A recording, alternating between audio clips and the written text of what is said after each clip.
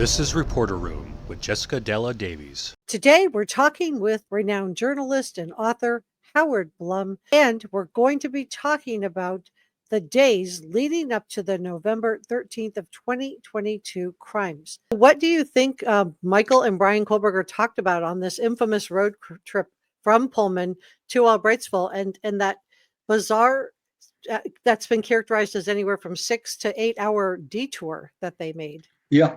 I don't, anything I say is based on sources or close to the family, and it's largely speculation. I do know this for a fact, that Bryan revealed to his father that he was having problems with the administration at Washington State University. He said it looks like he was going to lose his job there, his teaching assistant job. However, he told his father that he believed that he could go back after Christmas and convince the authorities, the dean in the criminal justice department, to reinstate him. He felt confident of that. That's how he explained it to his father. But the father could see that the son was agitated, that something wasn't right, and this was a very problematic journey. On the day that they set out for this journey, when they leave Washington State, on the same day, there's in a dorm room nearby Bryan's graduate student housing, there was a shooting incident. A veteran who had post-traumatic stress disorder taken 2 people hostage, and he was gunned down by the Washington State SWAT team. This too was on his father's mind. Did he see his son being gunned down by police? It was the first thing he talks about when he stopped for these traffic stops. It's almost a non sequitur, but they just blurts out each time, the 2 times he stopped. So all these emotions are being caught up in his mind. The death of the 4 students 9 miles from his house, the ex-Army guy who's killed by the police just 100 yards or so from his son's apartment, the police stopping them with the sirens flashing.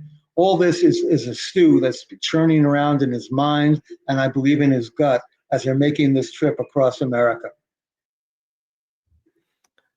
I can't even imagine how hard that would have been for him. And Michael gave a couple different explanations as to the detour too, which I thought was interesting. What do you think Bryan Kohberger was thinking when he got pulled over on that first and second traffic stop in I think it was December 15th of Indiana? You talked about a little bit about what Michael was thinking. Right. What Bryan was thinking, well, we now know he is the murderer. He's admitted that in court. So how could he be thinking anything but, oh my gosh, the jig is up, they've got me? At the same time, there are body cam videos that the Indiana State Troopers took of these traffic stops, and Bryan is pretty cool. I mean, I was stopped 2 weeks ago by a cop for speeding in my neighborhood, and I wasn't that cool as he was after having committed 4 murders. When they take your license and they run it through their computer, and you wonder, what are they going to find? What are they going to find? But he was very cool. I would have loved to have found out more. So it sounds like, when do you think Bryan Kohberger's sister became suspicious of him? What I've heard is during the Christmas holidays, she comes home for the holidays. She sees her brother cleaning his car obsessively, and it's a white Hyundai Elantra. She reads the paper. She knows that they're looking for a white Hyundai Elantra. What's so interesting about his cleaning the car so obsessively, the police later take it apart piece by piece by piece, looking for a bit of blood. They take the brakes apart. They take the whole mechanism, the gear shifts, everything. They can't find anything. He did an amazing job of somehow cleaning this car. But she sees this. She also sees him taking his garbage, putting it into plastic bags, and then not putting it into the family trash bin, but going to a neighbor's to deposit it. And she, this is not normal behavior. She knows her brother is odd. And the real question is now, what does she do? I've been told she confronts the father. She confronts Michael Kohberger, and he just listens and then walks off. He again can't make the leap. According to other reports that have come out recently, and these are, haven't been confirmed, she might have called the FBI. She might have called the FBI early on, the tip line, to suggest something. That at least is something that's going around. Now, I don't know if it's true. These are the sort of questions that we won't get answers to unless she decides to write a book, or somehow at the sentencing, Judge Hippler demands answers, which I don't think he'll demand any sort of detailed answers. It's all, very frustrating, and not just for me, but for the families of the victims and for the Idaho state taxpayers who've paid in close to $4 million by last count to keep this case alive for nearly 3 years. Yeah, I can't imagine how they're feeling about this. So what do you think Michael Coberger was thinking when he got to Bryan Kohberger's apartment? Because Bill Thompson said the apartment was pretty well cleaned out. What did Michael think was going on? Well, he was taking I think Michael might have thought he was taking things home for the holidays.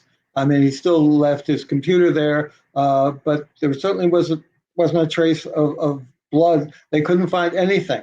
And again, Bryan Kohberger, if he hadn't left the knife sheath behind with the bit of DNA on the button snap, he might have gotten away. We still might be looking for the suspect in this crime. Yeah, there definitely would have been a lot more reasonable doubt. That's for sure. Oof. And so I want to talk about the leading up to November 13th. You did such a nice job. I didn't realize that Christian Martinez, the gentleman that was the neighbor that Bryan Fathers approached in your book, was also the same gentleman who invited Bryan Kohberger to go to this pool party. Do you think that Bryan Kohberger, why do you think he was having so much trouble making human connections? I think that Bryan Kohberger's life is an interesting case history in many ways. He was a heroin addict. He was 125 pounds overweight. He couldn't attract women. He was a poor student who has to go to a community college. And yet, to his credit, he turns his life around. I mean, how many people are able to kick heroin? How many people are able to lose 125 pounds, work out, and turn your body into a fortress? How many people are able to go from a community college first to DeSalle's University and then to Washington State University graduate doctorate program where you're a teaching assistant? He does all this. And yet at the same time, as Freud said, biology is destiny. He is who he is. He's an outsider. He can't overcome who he is intrinsically. And you can see this at the pool party. He goes to this pool party. It's full of young kids and they're girls in bikinis. He approaches two of them and he gets the phone numbers from these two girls. And yet he never can go to the next step. One of the girls later told me she got hang-up calls. And now in retrospect, she wonders if this was Bryan Kohberger, but she never hears from him. He just can't take the next step to integrate himself into the world of people having fun, of real life, of people who become parts of couples. And I think that fundamentally is part of what is the reason, the motive, if there is a singular motive for Kohberger's actions. He would look at the house at King Road. He would see all these young people, good looking, full of exuberance, and he would always be an outsider. He would, literally be looking at that house, I believe, from a distance, spying on it and seeing a world that he was not a part of. And this was a rebuke to the life he was living. And he couldn't live in his world with that world still functioning. He had to take revenge on it. And I think ultimately he focused on one of the young women, not all of them. I believe he was focused on Maddie Mogan. If you haven't subscribed, please hit the subscribe button It's free and it helps me out a lot. Give this a thumbs up and drop me a comment. Let me know what you think about all of this in the comment section below.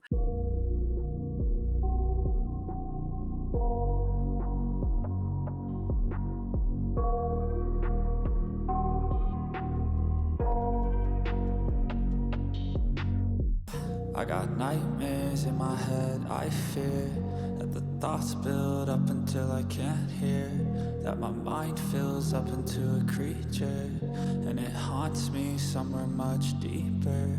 I got nightmares in my head, I fear that the thoughts build up until I can't hear, that my mind fills up into a creature, and it haunts me somewhere much deeper. I've been feeling weird, I can't seem to focus good enough. Nothing's really clear, sometimes it could be a little tough. I just